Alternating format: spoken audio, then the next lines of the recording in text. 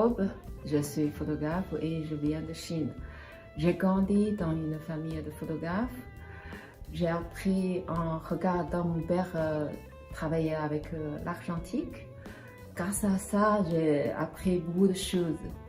En 2015, je me suis installée en France. Un nouveau monde que je ne connaissais pas, j'ai commencé ma deuxième vie.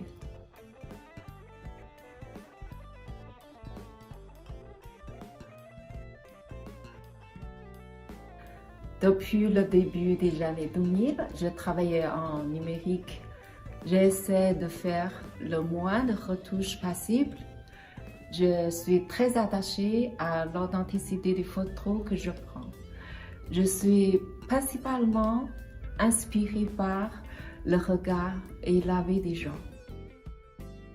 Après 4 ans passés en France, mon regard avait beaucoup changé. J'ai pu redécouvrir mon pays sous un angle nouveau. J'ai croisé des visages, leurs regards m'ont profondément touchée.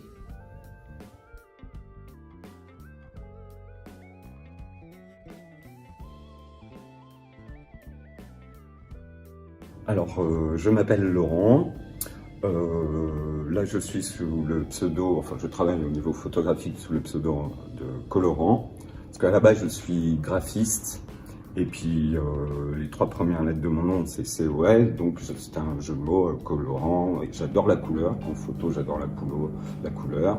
Donc, c'était un peu l'idée. Je vis et travaille à Paris.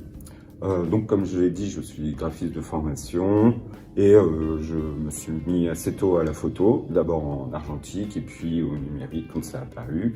Mais je n'ai pas fait d'école spéciale en photographie, je suis photodidacte, comme ça se dit en général.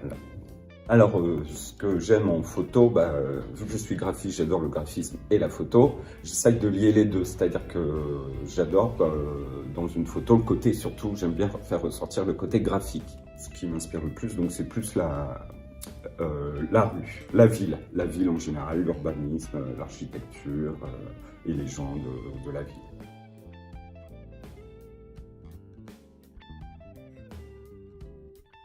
Bonsoir, alors mon prénom est Tina, je suis d'origine franco-libanaise et j'ai un background de graphiste.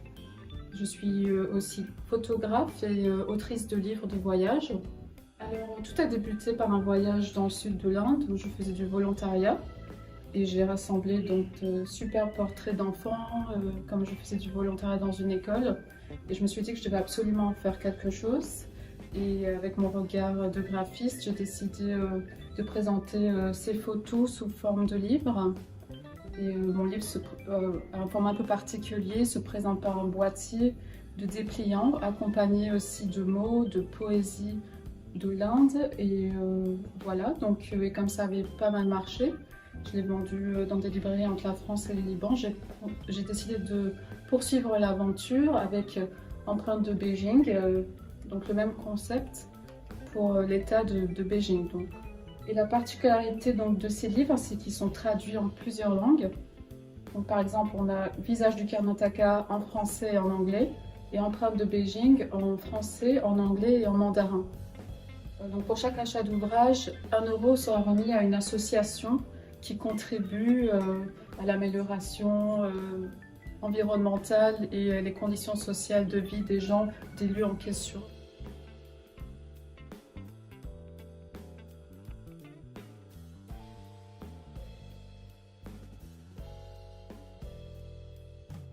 Je suis Daniel Anison, photographe, et je suis ravi d'être ce soir à ce vernissage. J'ai commencé la photo il y a, pas tout jeune, mais il y a quand même au siècle dernier, ce qui m'a permis d'avoir un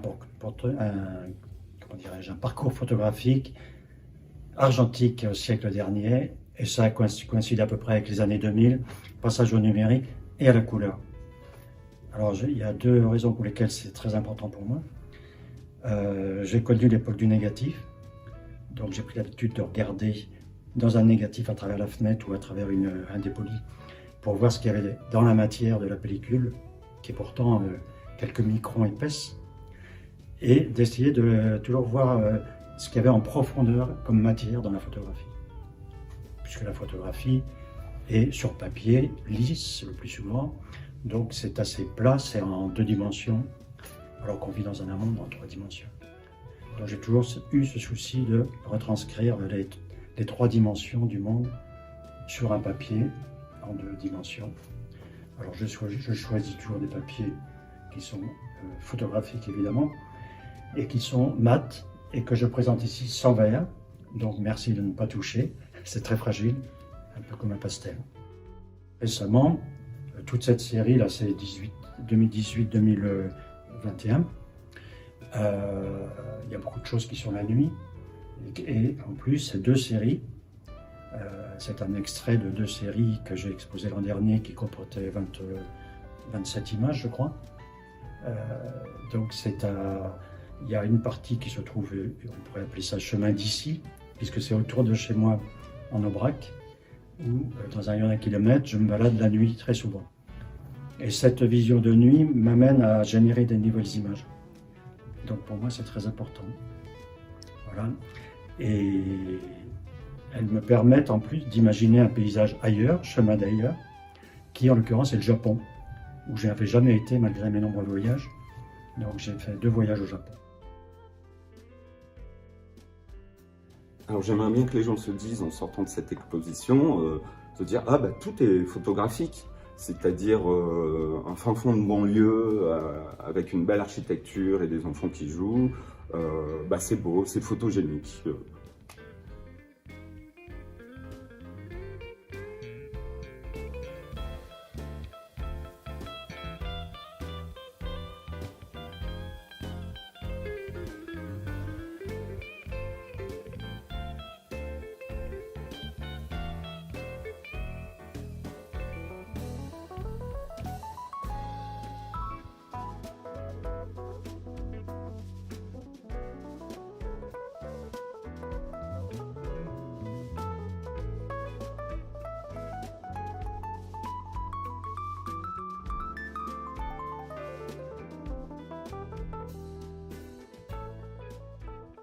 Voilà un peu ce qui me motive, c'est toujours de générer des images nouvelles.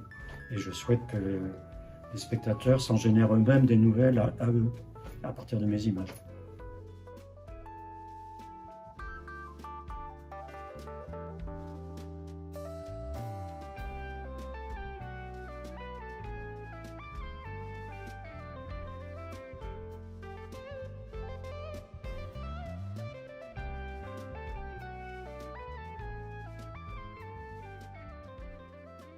Les gens qui regardent cette exposition ressentent la même émotion, qu'ils ressentent que derrière chaque image, il y a une histoire, un destin, des joies et des peines.